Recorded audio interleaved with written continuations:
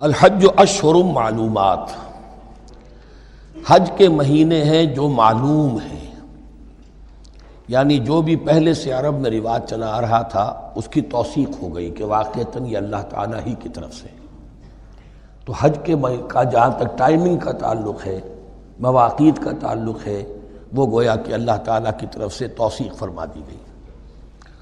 فمن فرض فیہن الحج، تو جو کوئی بھی اپنے اوپر لازم کر لے ان مہینوں میں حج کو، لازم کر لے سے مراد نیت پختہ کر لے،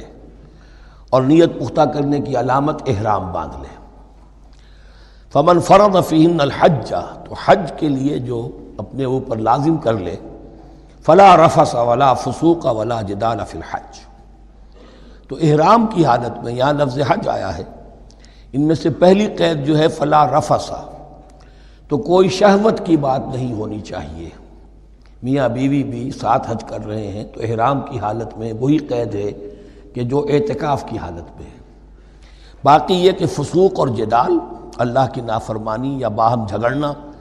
اس لیے کہ بہت بڑی تعداد میں لوگوں کا اجتماع ہوتا ہے، سفر میں بھی لوگ ساتھ ہوتے ہیں، تو لوگوں کے غصوں کے پارے جلدی چڑھ جاتے ہیں۔ اس میں خاص طور پر روکا گیا کہ یہ ہے کہ اس میں امن ہو اور سکون ہو، اور آج بھی واقعہ یہ ہے کہ دنیا میں معجزات میں سے ہے یہ، اتنی بڑی تعداد میں لوگوں کا جمع ہونا، اور وہاں امن رہتا ہے، وہاں وہ جنگ و جدال اور جھگڑا اور فساد وغیرہ قطع نظر نہیں آتا۔ یا تو یہ کہ پچھلے دنوں میں کچھ سیاسی اعتبار سے کوئی مہمیں اٹھائی گئی ہیں، یا یہ کہ کچھ چور اچکوں نے بھی جانا شروع کر دیا ہے وہاں پر، لیکن جھگڑا اور جو گالم گلوچ کی نوبت ہم نے اپنے آنکھوں سے نہیں دیکھی، بلکہ 5-6 مرتبہ حج کی سعادت حاصل ہوئی ہے۔ فلا رفث ولا فسوق ولا جدال فی الحج وما تفعلوا من خیر یعلمہ اللہ، اور جو خیر بھی تم اس کے دوران کرو گے اللہ کے وہ علم میں ہوگا۔ نوافل پڑھ رہے ہو، اضافی طواف کر رہے ہو، کوئی اور بھی جو کام کر رہے ہو، تو اس میں کسی اور کو دکھانے کی ضرورت نہیں ہے، اپنے خاموشی کے ساتھ انسان وہ اپنی جو بھی نیکی مزید کما سکے کمائے، جو بھی مناسک حج ہیں ان پر مستزاد۔ وَتَزَوَّدُوا فَإِنَّ خَيْرَ الزَّادِ التَّقْوَىٰ، اور سفر کے لیے زاد راہ ساتھ لے لیا کرو، اور بہترین زاد راہ تقویٰ ہے۔ اب اس آیت کے 2 معنی لیے گئے ہیں، ایک تو یہ کہ بہترین زاد راہ تقویٰ ہے، یعنی سفر میں آپ نے زاد راہ خرچ کی شکل میں تو لے لیا، تقویٰ ہے نہیں، تو پھر کیا ہوگا؟ وہ تو صرف پیسہ خرچ کرنے کے لیے اچھا احرام لے لیں گے، اچھی جگہ لے لیں گے قیام کی، تو تقویٰ اگر نہیں ہے تو حج ہی نہیں ہوگا۔ لیکن اس کا ایک دوسرا مفہوم جو ہے وہ بھی بہت اہم ہے کہ اگر انسان خود اپنا زاد راہ ساتھ نہ لے تو پھر وہاں مانگنا پڑتا ہے، تو تقویٰ سے مراد یہاں ہے سوال سے بچنا۔ بہتر یہ ہے کہ زاد راہ لے کر چلو، اور یہ کہ اس کے لیے تمہیں کسی کے سامنے سائل نہ بننا پڑے۔ اگر تم صاحب استطاعت نہیں ہو تو حج تم پر فرض ہی نہیں ہے۔ خام خواہ کو ایک شے جو تم پر فرض نہیں ہے اس کے لیے وہاں جا کر بھیک مانگنا، یا یہاں سے بھیک مانگ کر یا چندہ لے کر جانا، یہ تو قطعاً غلط حرکت ہے۔ وَتَزَوَّدُوا فَإِنَّ خَيْرَ الزَّادِ التَّقْوَىٰ وَاتَّقُونِ يَا أُولِي الْأَلْبَابِ، اور یقیناً میرا ہی تقویٰ کرو، مجھی سے ڈرو اے ہوش مندو۔ لَيْسَ عَلَيْكُمْ جُنَاحٌ أَن تَبْتَغُوا فَضْلًا مِّن رَّبِّكُمْ، اس میں تم پر کوئی حرج نہیں ہے، کوئی گناہ نہیں ہے کہ تم حج کے سفر کے دوران اپنے رب کا فضل بھی تلاش کرو۔ آدمی ہندوستان سے پاکستان سے جا رہا ہے، اسے اچھی اجناس لے جائے تجارت کے لیے، جو وہاں پر بیچ کر کچھ نفع حاصل کر لے، تو یہ تقویٰ کے منافی نہیں ہے۔ اگر وہاں پر کوئی کاروبار کر سکو کرو۔ فَإِذَا أَفَضْتُم مِّنْ عَرَفَاتٍ، تو پھر جب تم عرفات سے واپس لوٹو، اس لیے کہ اصل حج جو ہے وہ عرفہ ہے، الحج العرفہ۔ حج کے بقیہ تمام مناسک رہ جائیں، صرف عرفہ میں شمولیت ہو جائے، قیام عرفہ میں تو حج ہو گیا، باقی جو چیزیں رہ گئی ہیں اس کا جو بھی اس کا کفارہ ہے، اس کا جو دم دینا ہے وہ دے دیا جائے۔ لیکن عرفہ سے اگر آدمی رہ گیا عرفات کے قیام سے تو پھر حج نہیں ہوا۔ اب یہاں سے جب لوٹتے ہو تو فاذکروا اللہ عند المشعر الحرام، یہ ٹائم ٹیبل نوٹ کر لیجئے کہ اصل میں 8 کی شام کو مکے سے نکلتے ہیں 8 ذی الحج کو، اور رات منی میں گزارتے ہیں۔ پھر 9 کا دن ہے اصل یوم عرفہ، 9 ذی الحج، صبح کو نکلتے ہیں، قافلے چلتے ہیں، اور کہیں دوپہر تک، اور دوپہر سے بھی ہو سکتا ہے تاخیر ہو جائے، لیکن کوشش ہوتی ہے کہ ظہر سے پہلے پہنچ جایا جائے، لیکن ظہر اور عصر دونوں ملا کر پڑھ لی جائیں عرفات میں داخل ہونے سے پہلے۔ اسی لیے جو مسجد ہے عرفات کے میدان سے ملحق، وہ عرفے کے اندر شامل نہیں ہے، وہ اس کی حدود سے باہر ہے۔ تو اصلیے اس کا افضل یہی ہے کہ ظہر اور عصر ملا کر وہاں پڑھی جائیں، اور اس کے بعد سے غروب آفتاب تک قیام ہے، وہ عرفات کا قیام ہے، اس میں کوئی نماز نہیں،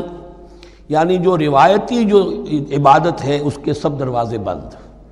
اب تو اگر دعا کی آپ کے اندر ایک روح پیدا ہو چکی ہے، اپنے رب سے ہم کلام ہو سکتے ہیں، اور آپ کو حلاوت مناجات حاصل ہو گئی ہے، تو دعا مانگتے رہیے، بس یہی ہے دعا۔ قیام عرفہ جو ہے کھڑے ہو کر بیٹھے ہوئے جس طرح بھی ہو اللہ سے مناجات کرو، یا پھر یہ کہ اگر اس میں کبھی ہو جائے کسی وجہ سے تو آدمی تلاوت کرے، لیکن یہ کہ عام نماز نہیں۔ فَإِذَا أَفَضْتُم مِّنْ عَرَفَاتٍ فَاذْكُرُوا اللَّهَ عِندَ الْمَشْعَرِ الْحَرَامِ، یہ مزدلفہ کا قیام ہے، 9 کی شام کو مغرب کی نماز کا وقت ہو چکنے کے بعد وہاں سے روانگی ہے، لیکن وہاں مغرب کی نماز پڑھنے کی اجازت نہیں ہے۔ اب جاؤ اور مغرب اور عشاء دونوں جمع کرو اس میں مشعر حرام یعنی مزدلفہ میں۔ وَاذْكُرُوهُ كَمَا هَدَاكُمْ، اور یاد کرو اسے، ذکر کرو جیسے کہ تمہیں اس نے ہدایت دی ہے۔ اس سے مراد ہے کہ جو کچھ اللہ کے رسول نے تمہیں سکھایا ہے، ذکر کے جو طور طریقے ہیں، اس کے لیے جو بھی طریقے ہیں وہ اللہ نے ہدایت دی اپنے رسول کے ذریعے۔ وَإِن كُنتُم مِّن قَبْلِهِ لَمِنَ الضَّالِّينَ، اور یقیناً اس سے پہلے تو تم گمراہ لوگوں میں سے تھے، تمہیں معلوم نہیں تھا، حج کی شکل باقی رہ گئی تھی، اس کی روح ختم ہو گئی تھی، اس کے مناسک میں بھی تم نے رد و بدل کر دیا تھا، وہ آگے آ رہا ہے۔ ثم افیضوا من حیث افاض الناس، پھر پلٹو وہیں سے جہاں سے کہ سب لوگ پلٹتے ہیں۔ قریش نے یہ کہا تھا کہ ہماری خاص حیثیت ہے کہ ہم تو منا ہی میں مقیم رہیں گے، باہر سے آنے والے لوگ عرفات جائیں اور عرفات سے پھر واپس لوٹیں، یہ سارے مناسک ہمارے لیے نہیں ہیں، ہم تو مکے والے ہیں اور ہماری شان یہ ہے کہ ہم عرفات نہیں جائیں گے، منا ہی میں قیام رہے گا۔ یہاں بتایا گیا کہ یہ تم نے غلط بات ایجاد کر لی ہے۔ ثم افیضوا من حیث افاض الناس، جہاں سے سب لوگ لوٹتے ہیں یعنی میدان عرفہ سے، وہیں سے لوٹیں۔ واستغفروا اللہ، اللہ سے استغفار کرتے رہو، ان اللہ غفور رحیم، یقیناً اللہ بخشنے والا رحم فرمانے والا ہے۔ فَإِذَا قَضَيْتُم مَّنَاسِكَكُمْ، اور جب تم اپنے یہ مناسک ادا کر لو، پورے کر لو، فاذکروا اللہ کذکرکم آباءکم، تو اب اللہ کا ذکر کرو جیسے کہ تم اپنے آباء و اجداد کا ذکر کرتے رہے ہو، جس شد و بد کے ساتھ۔ وہاں یہ ہو گیا تھا کہ پھر منا میں جب یہ ٹھہرتے تھے تو اپنے آباء و اجداد کے قصیدے بیان کیے جا رہے ہیں، جیسے ہمارے ہاں ہوتا ہے، جو دیہاتی لوگ ہوتے ہیں، راجپوت لوگ ہوتے ہیں، ان کے میراثی ہوتے ہیں، اسی طرح وہاں شعراء ہوتے تھے قبائل کے، وہ ان قبیلوں کی مدح بیان کرتے تھے، ان کے بڑے بزرگوں کی، اسلاف کی جو ہے عظمت بیان کرتے تھے۔ اللہ کا ذکر ختم ہو چکا تھا، فرمایا جس شد و مد کے ساتھ تم اپنے آباء و اجداد کا ذکر کرتے رہے، اب اسی شد و مد کے ساتھ، بلکہ او اشد ذکرہ، بلکہ اس سے بھی زیادہ شد و مد کے ساتھ اب اللہ کا ذکر کرو۔ فَمِنَ النَّاسِ مَن يَقُولُ رَبَّنَا آتِنَا فِي الدُّنْيَا وَمَا لَهُ فِي الْآخِرَةِ مِنْ خَلَاقٍ، لوگوں میں سے وہ بھی ہیں جو یہی کہتے رہتے ہیں رب ہمیں دے دے دنیا ہی میں، ایسے لوگوں کے لیے آخرت میں کوئی حصہ نہیں ہے۔ یعنی وہاں پہنچ کر بھی ساری دعائیں ان کی دنیاوی چیزوں کے لیے ہیں، مال کے لیے، اولاد کے لیے، ترقی کے لیے، اور دنیا کی جو بھی چیزیں ہیں، اپنی کوئی مشکلات ہیں ان کے رفع کرنے کے لیے، چونکہ ان کے دلوں میں دنیا بسی ہوئی ہے۔ اشربوا فی قلوبہم الدنیا، ان کے دلوں میں جیسے بنی اسرائیل کے دلوں میں بچڑے کا تقدس ملا دیا گیا تھا اور محبت، اسی طرح ہمارے دلوں میں دنیا کی محبت ہے، تو وہاں جا کر بھی دنیا ہی کی دعائیں ہیں۔ فَمِنَ النَّاسِ مَن يَقُولُ رَبَّنَا آتِنَا فِي الدُّنْيَا وَمَا لَهُ فِي الْآخِرَةِ مِنْ خَلَاقٍ، ظاہر بات ہے ایسے لوگوں کے لیے پھر آخرت میں کوئی حصہ نہیں ہے۔ وَمِنْهُم مَن يَقُولُ، اور ان میں سے وہ بھی ہیں جو یہ کہتے ہیں ربنا آتنا فی الدنیا حسنۃ وفی الآخرۃ حسنۃ وقنا عذاب النار، پروردگار ہمیں اس دنیا میں بھی خیر عطا فرما اور آخرت کا بھی خیر عطا فرما اور ہمیں بچا لے آگ کے عذاب سے۔ اب دنیا کا خیر جو ہے سب سے بڑا وہ ایمان ہے، ہدایت ہے۔ دنیا کا کوئی خیر نہیں ہے جب تک کہ اس کے ساتھ ہدایت اور ایمان نہ ہو، تو سب سے پہلے انسان ایمان طلب کرے، پھر اس کے ساتھ اللہ تعالیٰ دنیا میں کشادگی دے دے، رزق میں بھی کشائش دے دے تو ٹھیک ہے، کوئی بری بات نہیں، اچھی بات ہے، لیکن یہ کہ اصل شے کیا ہے؟ ایمان اور استقامت۔ اولئک لہم نصیب مما کسبوا، یہاں یہ لفظ بہت اہم ہے، ان کے لیے حصہ ہوگا اس میں سے جو انہوں نے کمایا۔ محض یہ دعا کرنے سے، یہ دعا جو ہے یہ کافی نہیں ہو جائے گی۔ اول تو یہ نوٹ کر لیجئے، یہی وہ دعا ہے جو یعنی رکن یمانی سے لے کر جو بھی ہر چکر ہوتا ہے اس کا طواف کا، تو رکن یمانی سے لے کر حجر اسود تک کا جو دورہ ہے، اس میں یہ دعا مانگی جاتی ہے، ربنا آتنا فی الدنیا حسنۃ وفی الآخرۃ حسنۃ وقنا عذاب النار اولئک لہم نصیب مما کسبوا، ان کے لیے حصہ ہے اس میں سے جو انہوں نے کمایا۔ اچھا، اس میں سے جو انہوں نے کمایا، اس میں سے کیوں، وہ تو سارا ملنا چاہیے،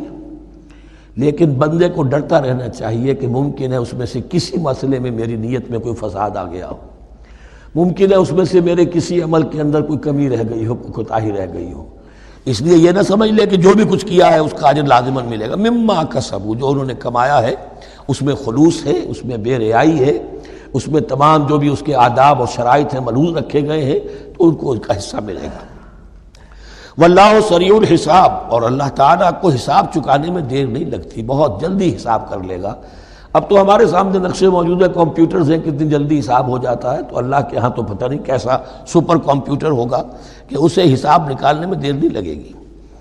وَاذْكُرُوا اللَّهَ فِي أَيَّامٍ مَّعْدُودَاتٍ، اور ذکر کرو اللہ کا گنتی کے چند دنوں میں۔ یہ لفظ یہاں پر پھر آ گیا ہے اس بات کی وضاحت کے لیے جو میں نے عرض کیا تھا کہ ابتدائی جو حکم تھا روزے کا، ایام معدودات، وہ 3 دن کے روزے تھے، اس لیے کہ یہاں بھی معدودات کا لفظ آیا ہے، فی ایام معدودات، اور سب کو معلوم ہے یہ 3 دن ہیں، 11ویں 12ویں 13ویں تاریخ جو ہے ذی الحج کی، کہ پھر یوم نحر کے بعد 3 دن یہاں پر قیام ہے، مبیت ہے، تو وہ 3 دن ہے ایام معدودات۔ فمن تعجل فی یومین، تو جو کوئی 2 دن ہی میں جلدی سے واپس آ جائے، فلا اثم علیہ، یعنی 3 دن پورے نہیں کرتا،